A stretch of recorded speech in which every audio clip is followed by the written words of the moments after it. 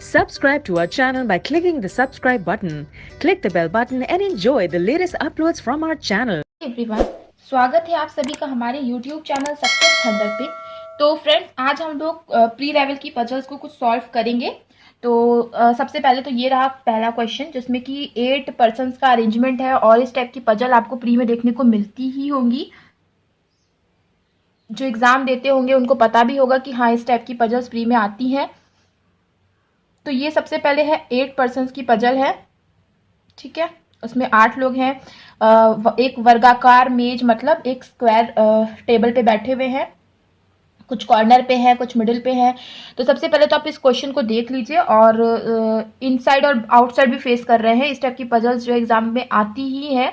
और एक बार comment section में मेंशन जरूर करिएगा टाइम कि आपको कितना समय लगा, और कोशिश करिए कि 1.5 मिनट के अंदर अंदर आप इस क्वेश्चन को सॉल्व कर लें। आई होप अब तक आप लोगों ने स्क्रीनशॉट ले लिया होगा इस पार्ट का। अब मैं आपको सेम क्वेश्चन शो कर देती हूँ इंग्लिश में।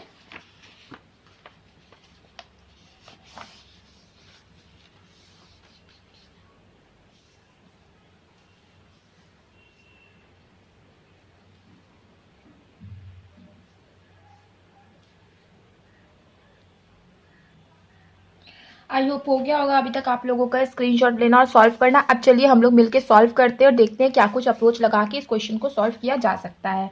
तो देखिए फ्रेंड्स, इसमें लिखा है 8 students ABCDEFGH are sitting around a square table. ठीक है, 8 स्टूडेंट्स हैं और ये लोग सभी के सभी कहाँ बैठे हैं? एक स्क्वायर टेबल पे बैठे हैं। In such a way that 4 of them sit at 4 corners. देखिए 4 लोग कॉर्नर पे बैठे हैं और 4 लोग जो है वो मिडिल पे बैठे हैं। ठीक, जो इन्फॉर्मेशन दी हुई थी बस वही हमने अभी तक लिखी है। One who seat at the corner face the centre, मतलब जो भी कॉर्नर वाले हैं वो लोग कहाँ फेस कर रहे हैं? सेंटर की ओर फेस कर रहे हैं, इनसाइड ऑफ द टेबल की ओर फेस कर रहे हैं। एंड अदर्स फेसिंग आउटसाइड, बाकी लोग कहाँ फेस कर रहे हैं? बाकी लोग आउटसाइड फेस कर रहे हैं, राइट। आगे A who face the centre sits third to the left of F. ठीक है, ए जो कि सेंटर की ओर फेस करता है, तो ए को हम किसी भी कॉर्नर पे बैठा सकते हैं। तो ए की हम यहाँ पे बैठा देते हैं। ए जो है, जो कि सेंटर की ओर फेस कर रहा है, वो एफ के थर्ड लेफ्ट पे बैठा है।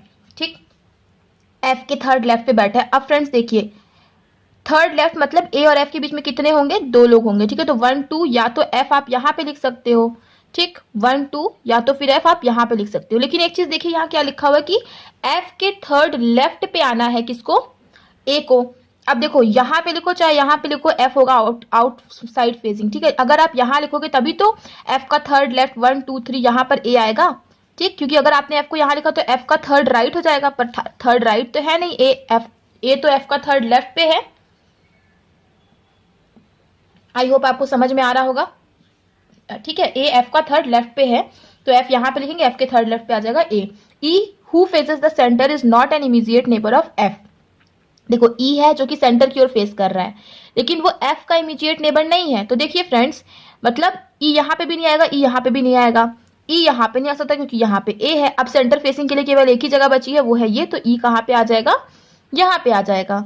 Only 1 person sits between F and G. F और जी के बीच में देखो केवल एक है, एक पर्सन बैठता है। एक छोड़ के मतलब जी यहाँ पे भी आ सकता है, एक छोड़ के जी यहाँ पे भी आ सकता है। तो दोनों ही जगह पॉसिबिलिटी है, तो हमने लिख लिया है। D sat second to the right of B and B faces centre. ठीक है, D जो है वो B के सेकंड राइट पे बैठ रहा है। ठीक है, और B कहाँ? सेंटर की ओर फेस कर रहा है। अब देखो फ्रेंड्स कि सेंटर के लिए कौन कौन सी जगह आपके पास खाली है सेंटर फेसिंग के लिए, वो देखना है। देखो एक या तो ये खाली है, एक या तो ये खाली है। और D क्या बोल रहा है? D जो है वो B के सेकंड राइट पे बैठेगा और B कहाँ है? सेंटर की ओर फेस कर रहा है। तो अगर आपने B को यहाँ लिखा तो उसके सेकंड राइट पे D को यहाँ आना चाहिए, बट यहाँ पे तो D आ नहीं सकता। क्यों? क्योंकि यहाँ पे ऑलरेडी A है। तो अगर आपने B को यहाँ पे लिखा और B के सेकंड राइट पे D, तो D यहाँ पे आप लिख सकते हो। और कोई जगह खाली नहीं है जहाँ पे सेंटर फेसिंग के लिए आप B को बैठा सको, तो यही एक पॉसिबिलिटी बनेगी। तो ये हमारी पॉसिबिलिटी बन गई है। और देखिए फ्रेंड्स क्या लिखा है? C is not an immediate neighbour of A।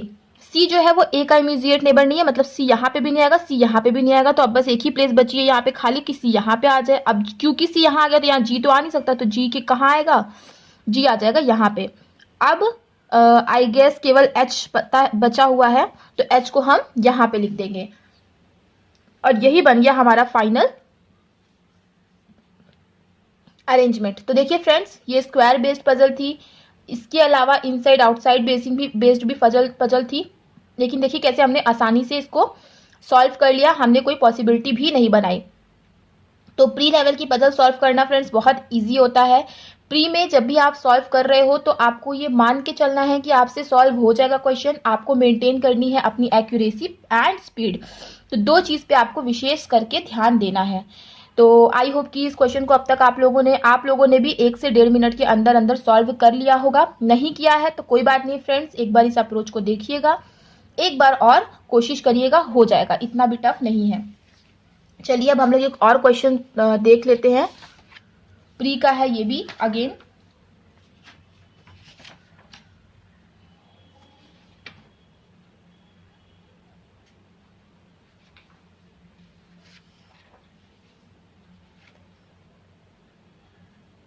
ठीक है, तो अब चलिए सॉल्व करते हैं। तो देखिए फ्रेंड्स, इसमें क्या लिखा हुआ है, there are 7 persons A B C D E F and G. 7 लोग हैं, A B C D E F और जी।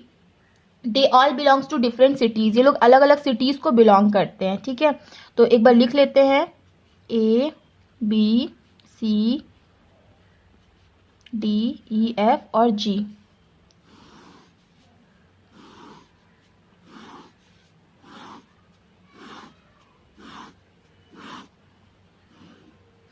राइट, और ये सभी के सभी क्या कर रहे हैं, ये लोग अलग अलग सिटीज को बिलोंग कर रहे हैं।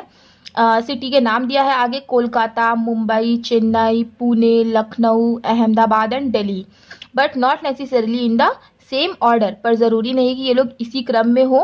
ठीक, D belongs to Pune, direct information है, लिख लेते हैं कि डी कहाँ को बिलोंग करता है, डी पुणे को बिलोंग करता है। Neither A nor F belongs to Kolkata, ना तो ए कोलकाता को बिलोंग करेगा ना तो एफ कोलकाता को बिलोंग करेगा। अब देखिए फ्रेंड्स, क्योंकि मैं यहाँ एक्सप्लेन कर रही हूँ तो मैं कोलकाता का पूरा फुल लिख रही हूँ, लेकिन जब आप खुद से बनाओगे तो आपको फुल लिखने की कोई भी ज़रूरत नहीं है। आप स्मॉल में KOL भी लिख सकते हो, यहाँ पे मैं लोगों को सिखा रही हूँ, बता रही हूँ, इसलिए मैं फुल लिख रही हूँ। अदरवाइज इसको आपको सिर्फ हाफ ही लिखना है, KOL स्मॉल शॉर्ट फॉर्म में लिखना है। लेकिन ऐसी ही चीज़ें लिखनी है जो आपको समझ में आए, ये ना हो कि बाद में आप कन्फ्यूज़ हो रहे हैं, आपको दोबारा क्वेश्चन देखना पड़ रहा है। ठीक, बी बिलोंग्स टू अहमदाबाद, तो बी जो है अहमदाबाद को बिलोंग करता है, डायरेक्ट इन्फॉर्मेशन है, लिख लिया। अब आगे देखिए क्या लिखा है, C does not belong to Kolkata and Lucknow. ठीक है, सी जो है ना तो कोलकाता ना तो लखनऊ को बिलोंग करता है। G belongs to Mumbai, direct information है, लिख लिया, जी कहाँ को बिलोंग करता है, मुंबई को बिलोंग करता है। A does not belong to Lucknow and Chennai, ठीक है, ए ना तो लखनऊ को बिलोंग करता है ना तो चेन्नई को बिलोंग करता है। अब देखो फ्रेंड्स, यहाँ से क्वेश्चन खत्म। क्या क्या आपका फिक्स नहीं हो पाया, ए का फिक्स नहीं हुआ है, सी का फिक्स नहीं हुआ है, ई का तो नहीं हुआ है और एफ का नहीं हुआ है, बाकी 3 का फिक्स हो गया है। तो एक तो फ्रेंड्स होता है इस पैटर्न में ये वाला क्वेश्चन, यही इसी टाइप के क्वेश्चंस में आता है कि उसमें आपको सिर्फ दिया रहता है कि कौन कहाँ को बिलोंग नहीं करेगा, यही दिया रहता है। ठीक है, कौन कहाँ को बिलोंग नहीं करेगा, केवल यही दिया रहेगा, ये नहीं दिया रहेगा कि कौन कहाँ को बिलोंग करेगा, एक भी दिया ही नहीं रहेगा। तो इस टाइप के क्वेश्चंस को सॉल्व करने की आसान सी ट्रिक यही है, क्रॉस करो और लिखो कि कहाँ को बिलोंग नहीं करेगा। अब जिसके पास सबसे ज्यादा आए, जैसे आप देख रहे हो ए के पास सबसे ज्यादा आए हैं, ठीक है, ए ना तो कोलकाता को बिलोंग करेगा, ना तो लखनऊ को, ना तो चेन्नई को। ठीक, और एक देखना सबसे ज्यादा सबसे कम किसके पास आए हैं, तो सबसे कम देखिए किसके पास आए हैं, एफ के पास आए हैं, कोलकाता। तो अब आपको यही पकड़ना है, कोलकाता यहाँ नहीं आएगा। अब और देखो, इसमें भी कोलकाता नहीं आ रहा है, इसमें भी कोलकाता नहीं आ रहा है, अब बचा कौन है, केवल ई। तो कोलकाता कहाँ आएगा, डेफिनेट सी बात है यहाँ आएगा। ठीक, अब एफ देखो हो गया कैंसिल। अब सबसे छोटा किसके पास बचा है, सी के पास। तो देखो कोलकाता तो कैंसिल हो गया, बचा लखनऊ। अब लखनऊ को ढूंढो, लखनऊ यहाँ पे भी नहीं आएगा, लखनऊ यहाँ पे भी नहीं आएगा, अब केवल एक ही बचा है प्लेस जहाँ पे लखनऊ आ सकता है, वो है एफ।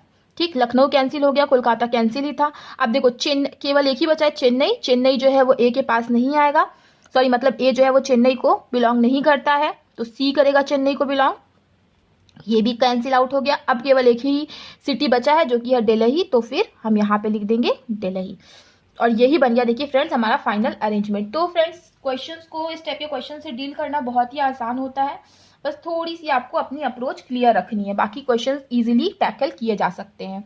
तो अगर आपको क्वेश्चन समझ में आया हो, अप्रोच समझ में आ गई हो, तो एक बार वीडियो को लाइक कर दीजिएगा फ्रेंड्स, और अपने दोस्तों के बीच ज़्यादा से ज़्यादा वीडियो को शेयर करिए। और अगर चैनल पर पहली बार आए हैं तो चैनल को सब्सक्राइब करना बिल्कुल मत भूलिएगा। मिलते हैं अपने नेक्स्ट वीडियो में। Thank you so much for watching.